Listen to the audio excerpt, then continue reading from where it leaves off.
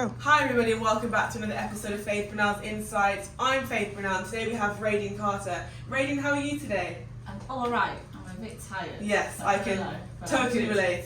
But we're here today, everyone, to deliver you some content to talk about Raidene's very interesting and exciting journey. And so everyone, as I usually do, I give the guest speaker an opportunity to introduce themselves. So Raidene, over to you. How are you today? Tell the listeners a bit more about yourself. About me, so I'm Raidene. I will go into my role a bit more. Yes, we will. So I am, so where I'm from, I am Welsh. So I was born and bred in Cardiff. Very nice. That's where I'm from. My parents and my family still live there. I studied drama.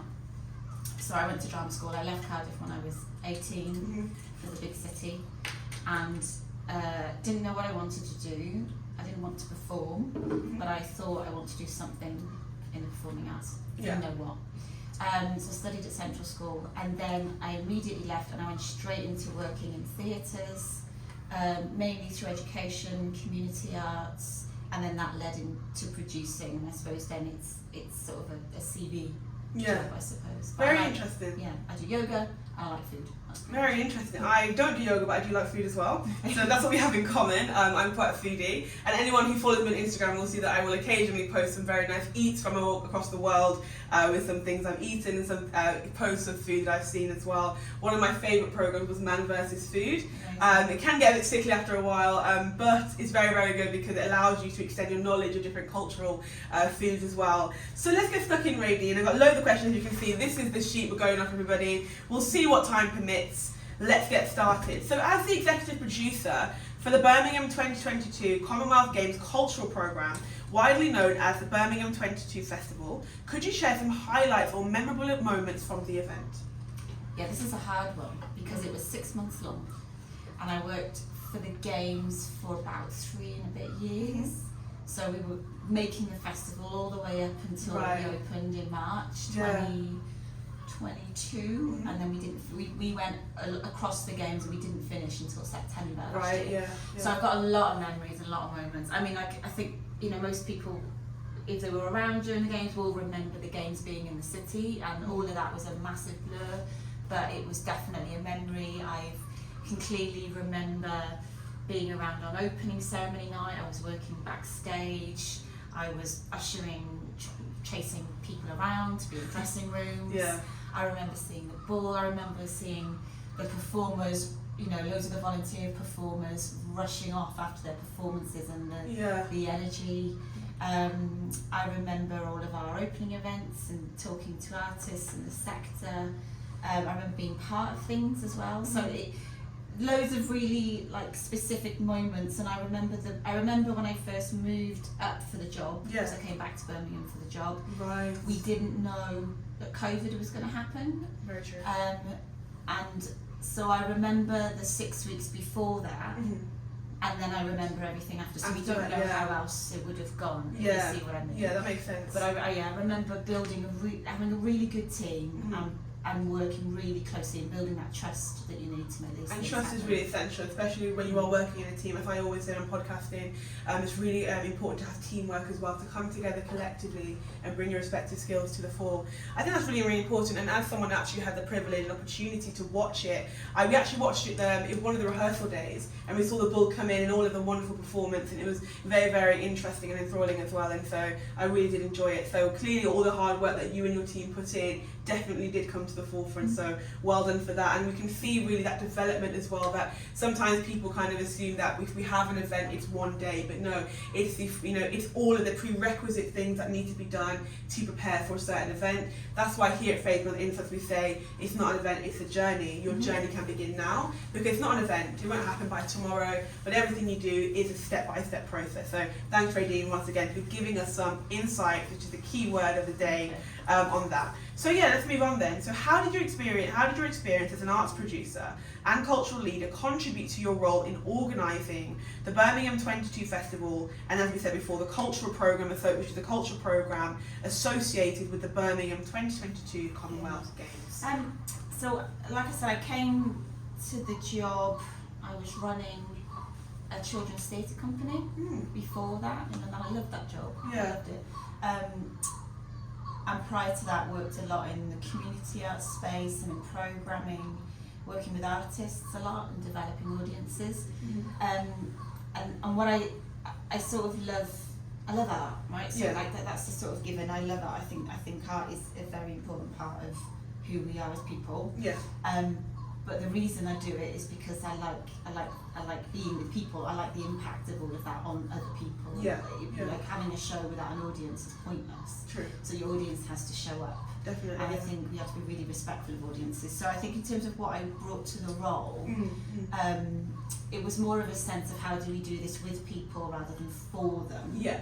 To involve them in that creative process. And loads of us in the team shared similar principles and their background in terms of how you do things with people rather than for people, and really participatory. How can we make this involve people? So like one of the biggest decisions that was taken early doors was that the festival would be devolved, and that means it wouldn't be that a few of us would sit and make all the decisions. It would be that we would come up with a framework and some principles and an approach, and we would use that to invite and encourage the cultural sector and artists into that space and say, what is it that you do? So I think fundamentally that was probably the biggest bring in terms of the background that I've got. The background I have is about how do you make culture as a many-to-many experience as opposed to a small amount of people to many experience, which is slightly different maybe from other curatorial approaches. I think that's a very, very interesting and beneficial approach as well, because it allowed the audience to really feel part of something.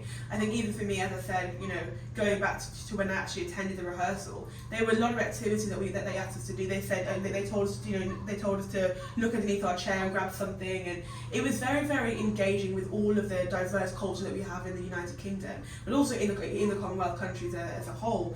And I think it's very, very interesting, and I like how you talked about rather than it being for people, it's with people, and so it's that collective approach, everybody coming together for that corporate goal and aim, which was to recognise the Commonwealth, etc. So what were some of the challenges then that you faced during the planning and execution of the festival, and obviously the cultural programme which is associated with it? Yeah, so I think when we came into this, I think we thought the main challenge was going to be how do you have a conversation in 2022?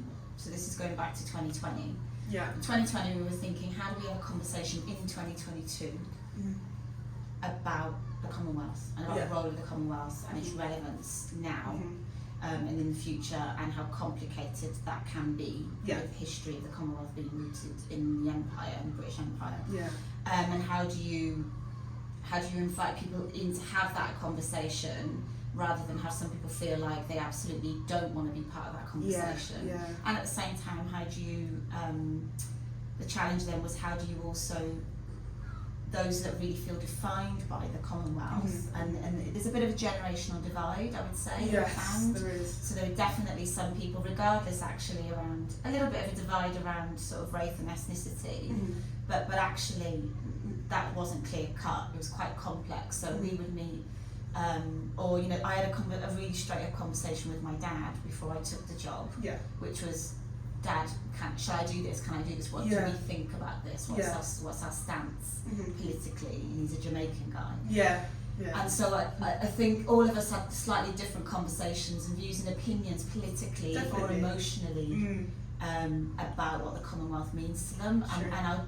One of our biggest challenges was, how do we do that? How do you have a contemporary conversation which includes as many people as possible, both an older generation maybe who might feel very defined by the Commonwealth, and we met a lot of that, and a younger generation who absolutely implicitly don't agree and don't want that to define them, especially when you think through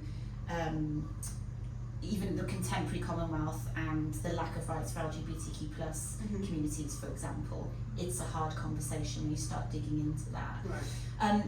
However, then also that was pre-COVID. We didn't know COVID was going to happen. So we thought that was going to be our biggest challenge. Then COVID happened. Then Black Lives Matter happened. And so suddenly this mix of all these three things floating around became a bigger challenge, I suppose, but it also became a major opportunity because we never know now, we will never know whether it could have been any different. Because it just that happened, motivated the conversations to go in a very particular way. COVID did definitely like shift the narrative in terms of what what you could do, what you couldn't do, and it did put you in a box as well. But then also created opportunities. For example, like people started to move online. Online wouldn't have happened if COVID didn't happen. So there are in everything there are challenges and there are strengths as well. Yeah. But I think what you were saying as well about how some people do feel defined by it, and I know there are some people who couldn't even they can't even watch the Commonwealth Games. They don't want to talk about it because it's a painful part of their past. But other people are like, you know what, it happened, but I'm going to just get over it. I'm not going to let it define me, but I'm going to move on and trying to make my own identity from that. I think that the way we moved through it was, I mean, we couldn't have ever appeased or pleased everything. We totally just had to accept the thing that we were in. You know, the festival was only happening because the Commonwealth Games is coming to town. You either go with it or you don't. And we were all deciding as a team that we were going with it, and we'd had those conversations with ourselves or our families or our friends, politically about what that means, and decided we were going to go forward. This is what we wanted to do. I think on the broader challenges, how we dealt with it is that we listened a lot. So part of the process of devolving delivery out to others was that it was an opportunity for them to say, I want to make a piece of work like this. And there was a lot of work in the festival that really challenged a Commonwealth Games. They challenged the notion of the empire. They challenged heritage and the past. They challenged what was going on in this city. That contributed or benefited from that legacy, that really uncomfortable legacy of the empire.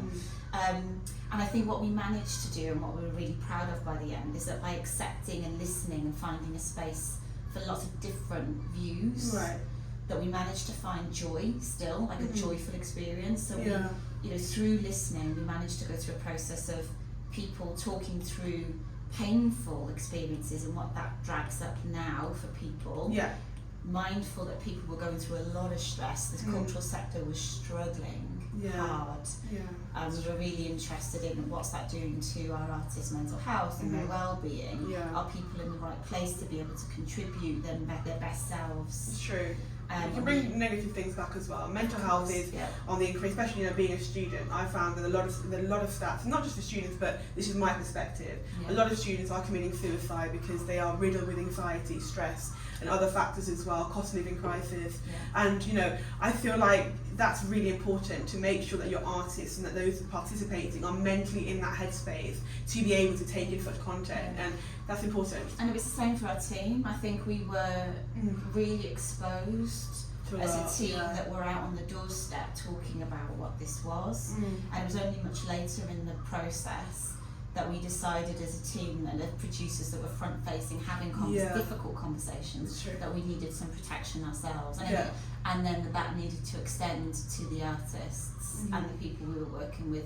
And we did bring in mental health support that artists could reach out to independently. Same for us as a team. And I wish we'd have done that sooner, but we were all stepping through that COVID experience and going, what do we need? Have we got it? How do we do this in the current climate? And that's really important.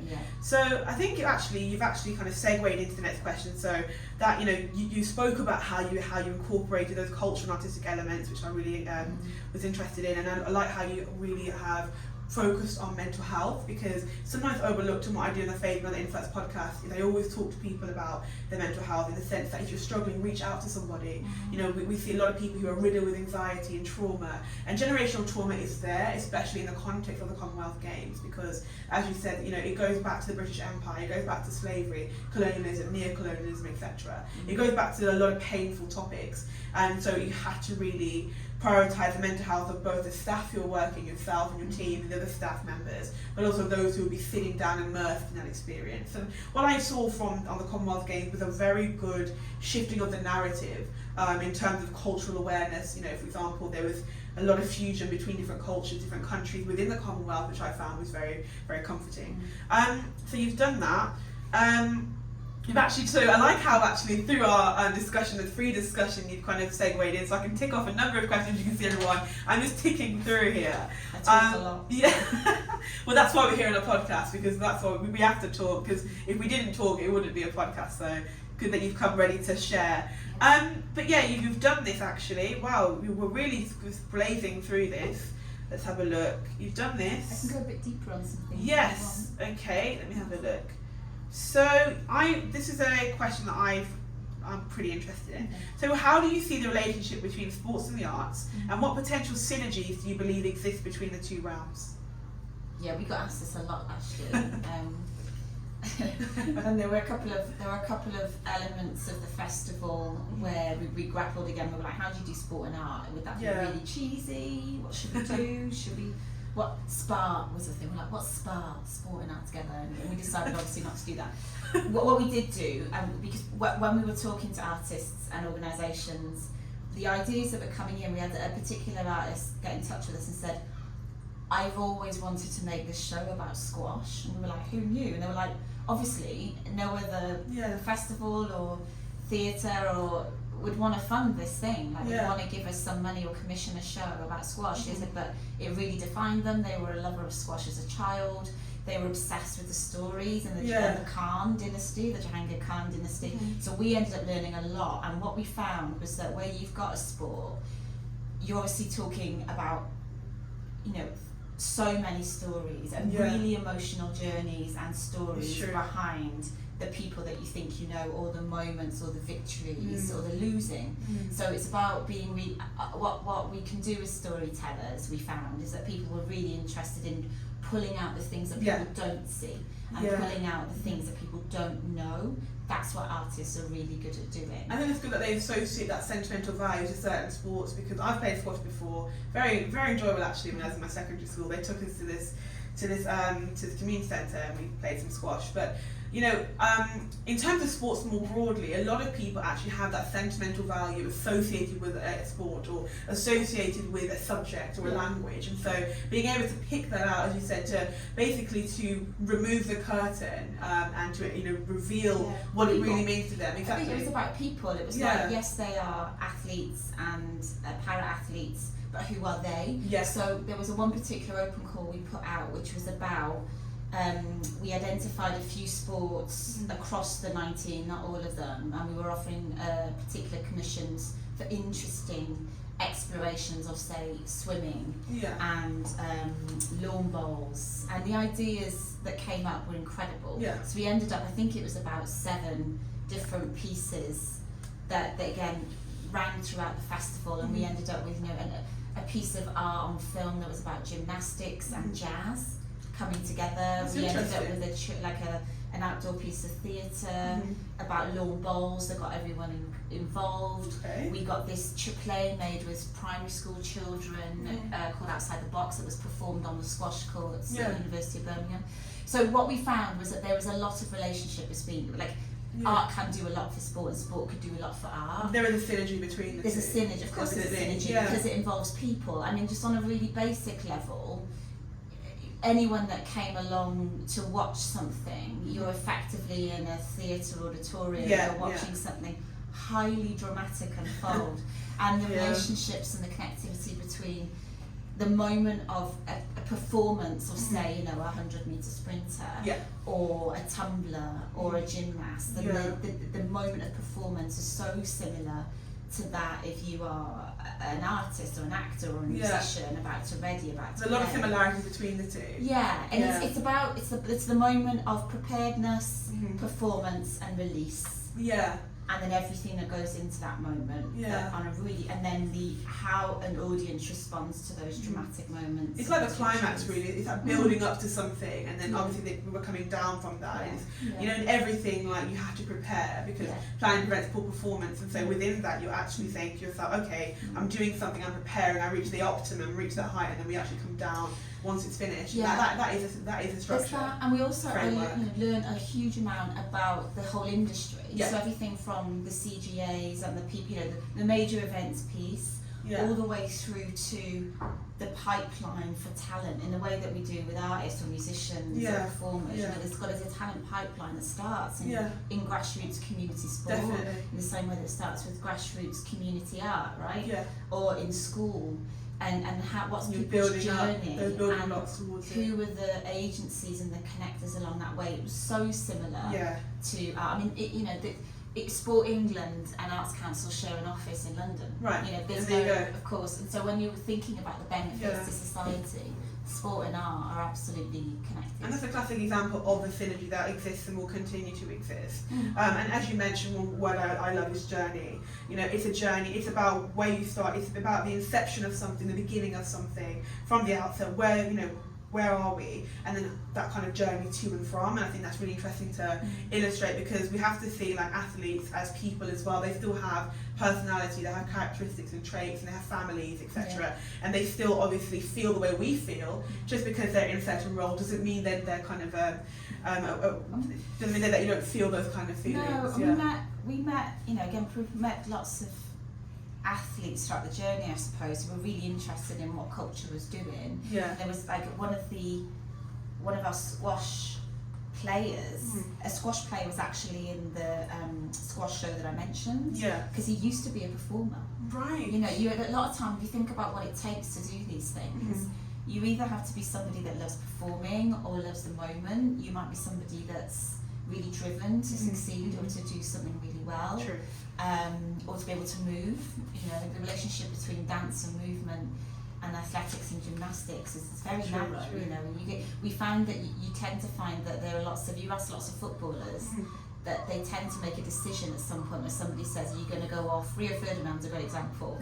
He was great. He used to be in community theatre as a kid, and was like, made a decision, I'm either going to go off into performing and being an actor, or I'm going to go into football. So you find it's usually a crucial moment between people that go off. It's a tipping point moment. It's a tipping point moment, as Malcolm Gladwell would say. It's a tipping point moment. It's that decision as to where you're going to go, what are you going to do, how are you going to frame your life. And it really segues into my next question we talked about the diverse cultural landscape, which I'm really interested in. But what inspired you? Because you actually, you know, my dad's actually Jamaican as well. He was born in Kingston, and so obviously there are different kind of, when we're talking about the Commonwealth, I really value my father's approach and opinion, because he gives me a well-rounded view. He gives me what he thinks, what people think, and it allows me to understand the narrative. And so when you're talking to your father, what actually was it that inspired you to take on the role of creative director for the Birmingham Festival? So what was that actual, what was your tipping point moment, really? This year? Yeah. So when I'd chatted to my dad, when I'd had the conversation with my dad, I mean, it was my dad, I talked to my dad about loads of things, but I think the conversation was more about when I took on the Commonwealth.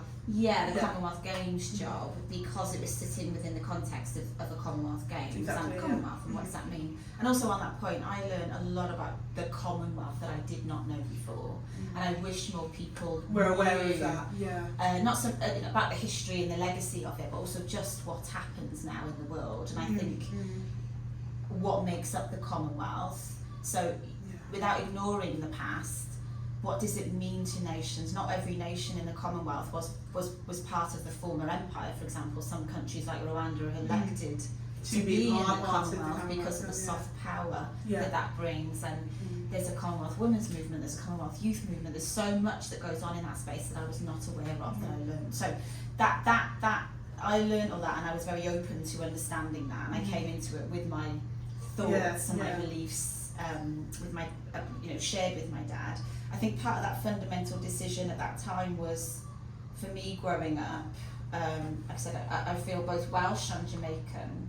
I never really had a major association, so when we'd sit and watch sport on the telly all the time, and you're a slightly younger generation to me, but my generation of watching sport on the telly was seeing Linford Christie win, the 100 metres gold medal in 1988, I think it was, and breaking that world record, and that was huge for British Jamaicans.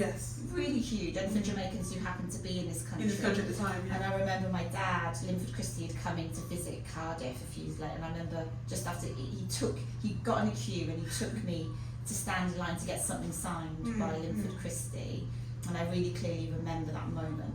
The other thing I always talk about with the Commonwealth Games that's different is that it's the only time where if you happen to be Welsh and Jamaica, you can see both your nations competing. True. Yes. You don't get that in the Olympics. No. You get Team GB. Yeah.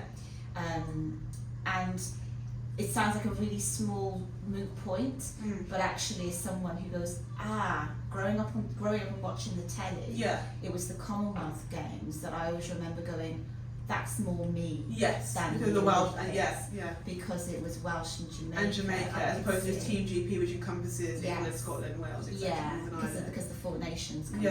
Yeah. And that, I think anyone that grows up in one of the other nations that's not England, finding those moments of separation from the bigger England that tends to define Great Britain. Which is comforting, It's quite comforting. And Wales, it's very, very proud as a nation. It's very, very proud as a nation. I think in terms of the decision to come on board and lead the new festival, the one that's happening this year, that was a bit of a no-brainer really, because we'd already outlined what's the cultural legacy from the games. What does that look like? And we put lots of strategies in place, and we'd had a sort of points, and we were working with lots of partners about how to make this happen. And one of those points was one of those sort of legacy outcomes that I think everybody wanted to see and that we'd identified during the games was the possibility of a new international festival for the city. So this year in some ways not that, but it's about how do you keep momentum and move forward, and how do you use this time to scope and make sure the public in particular, as well as the sector, remember how good it was, because it's been a really hard year I think for most, and deciding and making a bit of a decision to go, we can do it and we don't need the games around to do it. So in some ways it's a bit of an experiment. It's a bit to see how it goes down with people, right? To sort of go, is it possible? And yes, I believe we can do this without a games in town. Not the same, different, but those big moments of coming together and convening around culture and community and creativity, I think are eminently possible for this city. So that was a no-brainer for me to come on board. And very interesting. Thank you, Raidene, for your insights there. Let me just check this, if we're still with it. Yes, it's still with me, okay. Fabulous. So just to clarify then, so the Birmingham Festival is from the 28th of July until the 6th of August. Fabulous, thank you. And it's free entry for everybody who wants to attend? Completely free, on Centenary Square.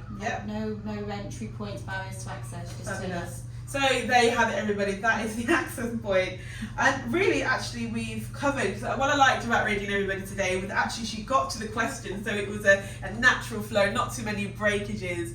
So Raidene, thank you very much for giving your insights, your thoughts, your journey here on the Faith Brunel's Insights podcast today. This actually, everybody, is my second interview where I will be using videos. So if you are listening on Spotify, you can see me now waving to you. If you're on any of my other podcast platforms, unfortunately, you won't be able to see the video, but you can see it on my YouTube channel, which is Life of Faith Brunel. So all details to follow. Have a great day. Remember, it's not an event, it's a journey. This is actually a notebook I've been using today. These are on sale via Etsy. Raidene will actually be getting one after this. I brought you one as part of the Faith Insights merchandise. So thank you, Raidene, once again.